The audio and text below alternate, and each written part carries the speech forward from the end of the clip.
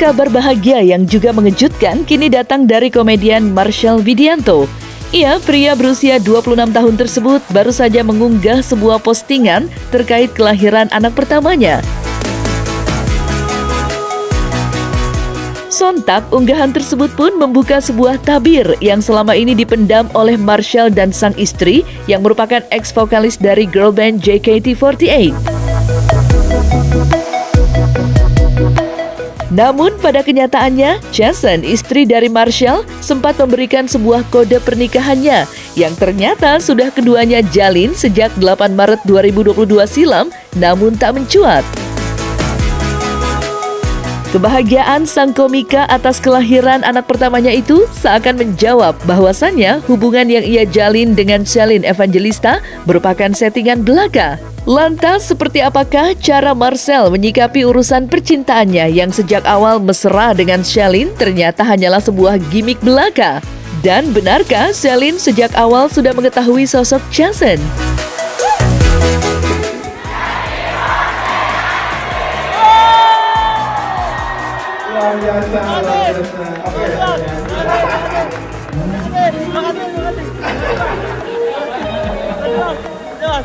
Mantap.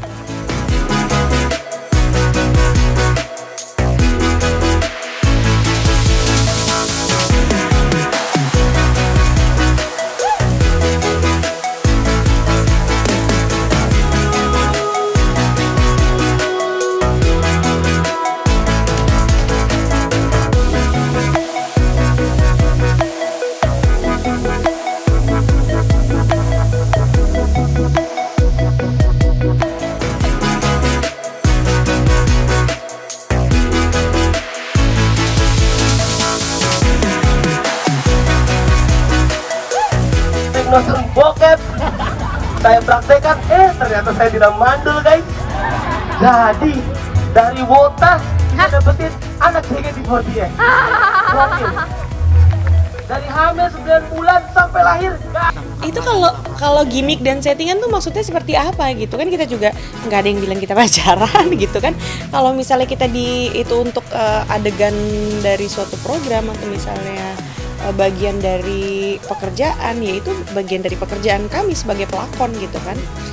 Tapi kalaupun misalnya apa yang kita jalani sehari-hari aku dengan Marcel yang bukan di sisi pekerjaan, memang aslinya begitu gitu. Iya, banyak banget fans Marcelin, fansnya Marcel, juga fans aku juga gitu. Sangat mensupport dan mendukung, terima kasih, karena mungkin mereka mau melihat idolanya bahagia ya, Marcel, begitupun juga aku. Tapi ya nggak lepas dari itu pasti ada juga pro dan kontra sih, cuman ya gimana kita bijak aja lah. Emang semuanya pasti ada yang suka, ada yang nggak suka, jadi ya udah. Betul. Ya kalau untuk Marcel sendiri emang aku dekat sih sama dia karena kedekatan yang kita jalanin itu karena memang rasa nyaman sih antara aku dan dia gitu, dan itu jawaban yang kayaknya udah sering banget aku jawab gitu. Jadi apa ya, aku sih berharap sampai kapanpun aku dan Marcel akan terus begini sih, biar nggak usah pernah berubah gitu. Mau jodoh mau nggak jodoh itu kan semua di tangan Tuhan ya. Cuman ya kita sebagai manusia cuman bisa ya menjalankan aja kan, tapi Tuhan yang menentukan gitu kan. Jadi ya palingan cuman gimana ya menjalani aja sekarang aku sama Marcel. Kalaupun nggak jodoh nggak apa-apa, yang penting kemesraan ini jangan pernah berakhir. Cias. Berbicara mengenai hubungan antara Marshall Widianto dengan Shalin Evangelista yang selama ini terjalin, kini dengan adanya fakta yang tersaji saat ini, status keduanya pun terbukti nyata hanyalah settingan belaka. Setelah semuanya terbongkar, banyak warganet terkejut akan ekspektasi yang tidak sesuai dengan fakta yang sebelumnya beredar. Hal itu bisa dikatakan lantaran sebelumnya Shalin dan Marcel sempat diisukan akan segera menikah. Sebagaimana hal tersebut sempat diekspos keduanya lewat foto berlatar biru yang pernah diunggah pada saat itu. Lantas, benarkah hal itu juga termasuk dalam settingan yang dibuat oleh Shalin dan juga Marcel?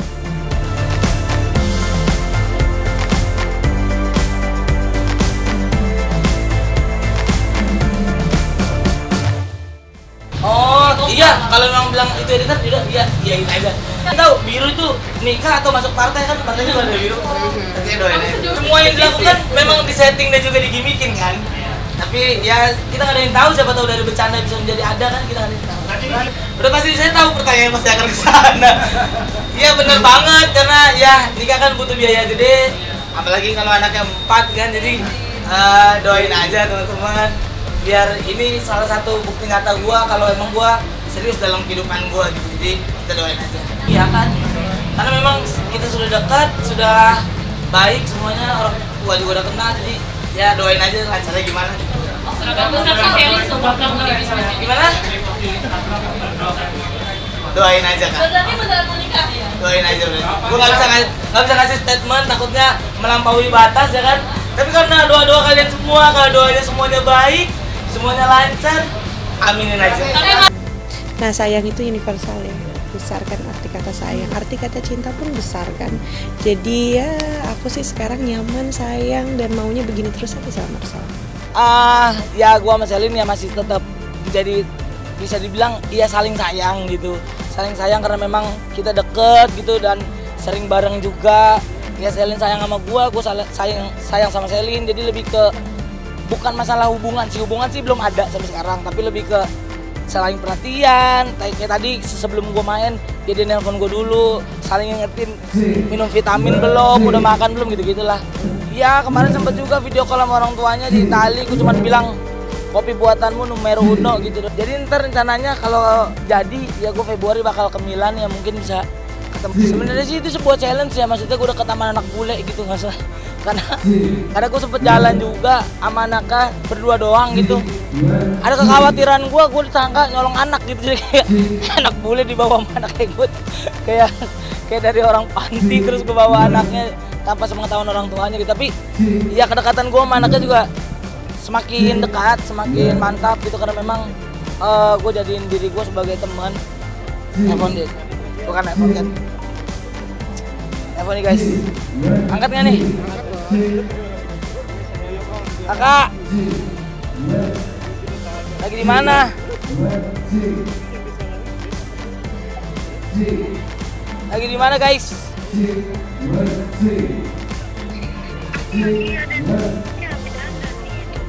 Oh lagi dandan ya, berconnection tapi udah. Jangan lupa makan, jangan dandan mulu. Iya, manusia tidak akan kenyang dengan foundation doang. Apa? Aku rindu.